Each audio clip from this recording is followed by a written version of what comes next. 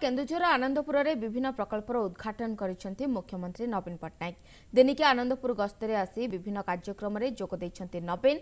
प्रथमे बैतरणी नदी में 2990 कोटी टंकार व्यय निर्मित ब्यारेज को उद्घाटन करथिले। परे बलभद्र नारायण उच्च विद्यालयर प्लाटिनम जुबली समारोह में जोगदे उद्घाटन करथिले मुख्यमंत्री।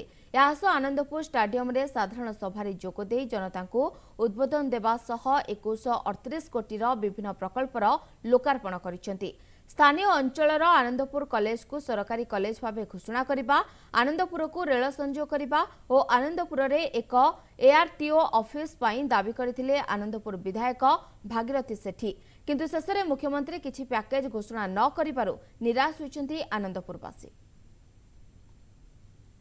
मुख्यमंत्री आसीथिले जो विकास धारा को से चलै रखिछन सारा ओडिसा रे तार किछि झलक ये केन्दुझर जिलार आनंदपुर में आपण मैंने देखा पाई। विशेषकर आनंदपुर ब्यारेज को दीर्घ 2009 रु 2020 10 वर्ष पर आज आनंदपुर ब्यारेज उद्घाटित होती लोकार्पित होती जो थे चाषी कूलर आर्थिक मानदंड वृद्धि कर सहायता हो। जनसाधारण को मुझे बहुत धन्यवाद देवी बहुत संख्यार आसिक उपस्थित जेहेतु आमर विकास पुरुष माननीय मुख्यमंत्री नवीन पट्टनायक जी आसते तांको भी धन्यवाद देवी एवं आमर जल संबंध मंत्री रघुनंदन दास, आमर दक्षता विकास मंत्री प्रेमानंद नायक, आमर एमपी समस्त एमएलए मान को आज कृतज्ञता ज्ञापन करुच्ची। प्रथम आपण मान को धन्यवाद विभिन्न आपण गणमाध्यम जरिया प्रचार प्रसार करके आज 30,000 रु ऊर्ध जो जनसमागम है आज आपण मैंने देखिले सारा आनंदपुर लोकारण्य हजार हजार लोकंर समागम माननीय मुख्यमंत्री नवीन पट्टनायक गस्त कार्यक्रम भारी सफल होती। आज आनंदपुर अंचल